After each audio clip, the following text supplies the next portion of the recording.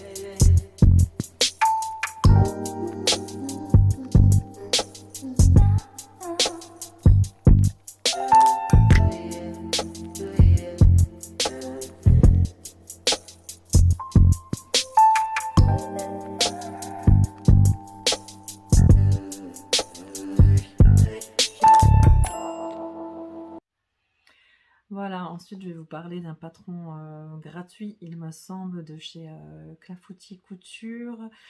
C'est un patron de sac qui se décline en 3 tailles, donc c'est ça qui est bien. Et après, ben, vous pouvez faire des mix de tissus hein, selon vos envies. Et du coup, c'est ce qu'on aime dans la couture, hein, parce que ça fait toujours des modèles différents d'une personne à l'autre. Donc c'est pour ça qu'on coud, n'est-ce pas? Alors il s'agit du sac vanille de chez Clafoutis Couture, voilà, si vous voyez bien. Donc je me suis dit, comme c'est un petit patron gratuit, voilà, de sac en 3 tailles, en plus peut-être que ça en intéressera certaines. Voilà, c'est assez sympa. Bon, pour l'instant, je ne compte pas le coudre, hein, parce que j'ai déjà d'autres projets à faire avant, mais bon, maintenant si quelqu'un veut le coudre ou l'a déjà cousu, ben écoutez, dites-moi en commentaire ce que ça a donné, parce que pour ma part, j'aime beaucoup cette marque, en fait, que je commence à connaître de plus en plus. Ben, Stéphanie, donc la gérante de Clafoutis, fait un live tous les mercredis soirs sur sa chaîne, Clafoutis Couture, voilà, donc elle présente toujours les nouveaux tissus, les nouveautés et tout ça, les nouveaux patrons, etc. Enfin bref, j'essaye quand je peux de regarder, voilà. Sinon, en projet, j'ai quand même le projet de coudre un sac, parce que celui-là, je l'avais déjà fait et j'aime beaucoup. Il s'agit du sac Rocotin de le Sacotin. Voilà. Je sais plus s'il est gratuit celui-là, il me semble que oui sur le site, hein, je suis plus sûre, mais il me semble que oui. Donc voilà, bah, je vous avais déjà montré hein, le modèle que j'avais cousu. Et ouais, je l'aime beaucoup, quoi. Il y a la grande poche devant qui permet de mettre mon téléphone, ça évite de le chercher dans le sac et tout. Enfin bon voilà, et puis il y a plein de poches à l'intérieur et tout.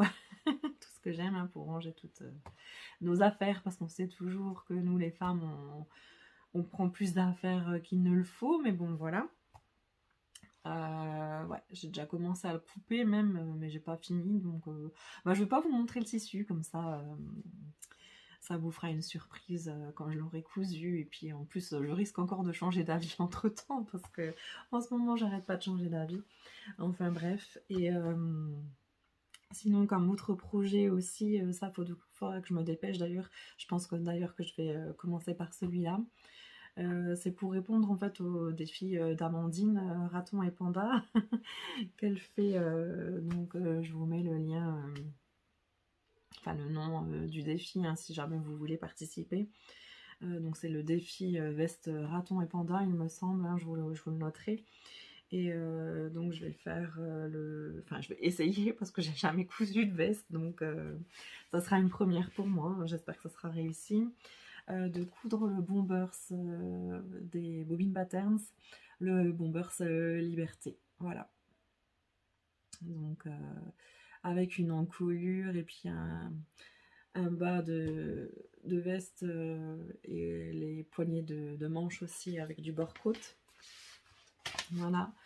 Bah, c'est du bord-côte que j'avais acheté chez Toto Tissu juste avant qu'il ferme, donc du coup c'était en promo. Et puis le tissu par contre je l'ai acheté chez AliExpress, je le trouvais sympa et puis je me suis dit tiens ça va bien passer pour un Bombers.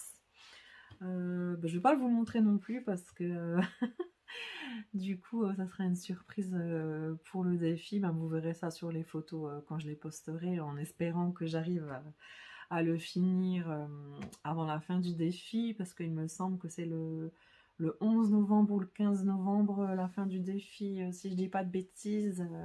Bah, je vais regarder et puis je vous le noterai là pour être sûre, hein, pour pas vous induire en erreur. Voilà, bah écoutez, hein, ce sera une vidéo courte pour une fois, mais bon, c'est mieux que rien. Et puis, j'espère qu'on se retrouve bientôt. Bisous!